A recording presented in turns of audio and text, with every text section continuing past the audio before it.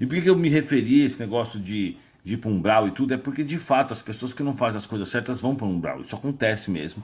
E não sou eu que estou falando isso, é a própria literatura. Mesmo na época que não se falava a palavra umbral, se você ler o Céu e o Inferno, que tem vários relatos de espíritos lá, nesses relatos ele vai deixar claro que eles estão num tipo de umbral, na verdade. Uma condição mental onde é tudo muito ruim, faz muito mal para eles. Então, existe a ilusão de que, por exemplo, o cara tá bem aqui na Terra, vamos supor, nesse momento, um político que desviou dinheiro, prejudicou um monte de pessoas de tabela, tá bem agora na casa dele, tranquilo, assistindo TV, bem arrumado, alinhadíssimo, com um paletó caro, com uma família bem constituída ali e tudo mais. Se ele desencarnar agora, com esse histórico dele, ele vai direto para as trevas. E quanto pior ele é, pior é o sofrimento. Então, assim, coisas como, por exemplo, passar fome, passar frio, ser arrebentado, tomar um monte de porrada, tomar facada, tomar espetada e não morrer, porque não tem como morrer, o cara já tá morto, são relatos comuns. Então, esse tipo de cara, ele vai para um lugar assim, ele vai sofrer isso, ele vai ficar um tempão lá, até que ele ele entenda o erro dele, se arrependa, e aí ele vai ser resgatado para depois ele reencarnar. E tem também aqueles que têm um bom desencarne, que desencarnam, por exemplo, como Violetas da Janela, que a Patrícia, logo depois de morrer, ela foi atendida numa cidade espiritual. Tem aqueles também, tipo o André Luiz, que ficou 8 anos no umbral e depois foi atendido, né? Todos, na verdade, uma hora serão atendidos, mas isso varia do que ele faz. E tem uma observação importante nesse livro, Nosso Lar, que quando o André Luiz está indo lá pedir emprego no hospital espiritual, o chefe dele fala assim: olha, André, eu verifiquei os seus benefícios, eu verifiquei os seus méritos.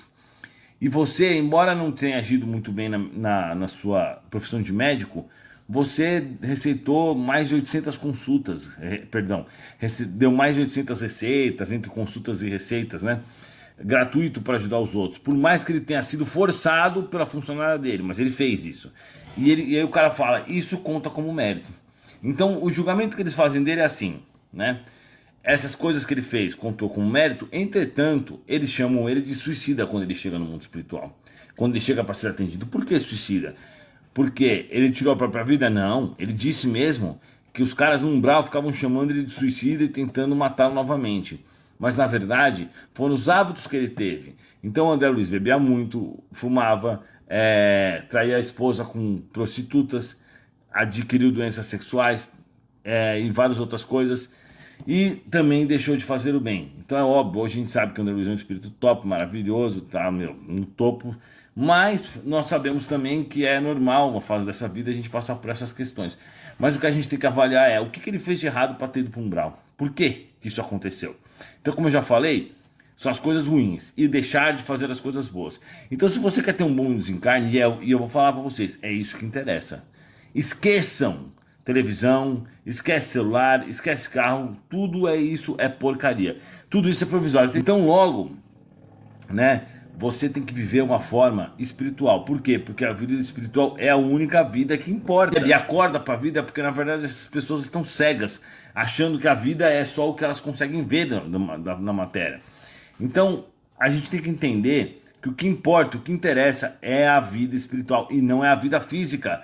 Logo, você tem que fazer um esforço para poder ao máximo dar mais atenção à vida espiritual que à vida física. Porque quando você deixa de ir no centro espírita para ir no bar com os seus amigos, pô, os obsessores curtem demais, ficam felizes, porque eles te arrastaram pro buraco. Entendeu? Por mais que naquele momento não pareça ruim isso, você se desligou um pouco dos espíritos do bem e se ligou mais com os espíritos do mal.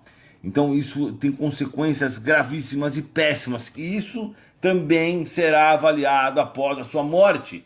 A gente fala: a gente não pode julgar, e tá certo? Só Deus pode nos julgar, tá certo? Mas quem vai te julgar é um espírito que trabalha em nome de Deus. E ele vai te julgar mesmo. Ele vai pegar, ele vai olhar todas as coisas que você fez boas e ruins e vai te dar uma penalidade. Ou um mérito.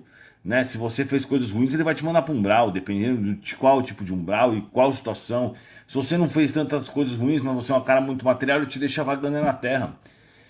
O umbral, ele é uma experiência particular, ele é uma experiência individual, praticamente que encomendada para aquele indivíduo que necessita daquilo. Mas o fato é, Se a gente não quer passar por esses processos, eu recomendo algumas coisas. O primeiro ponto é, basicamente, 3 pontos. O primeiro ponto é, viva a sua vida de forma espiritual, certo?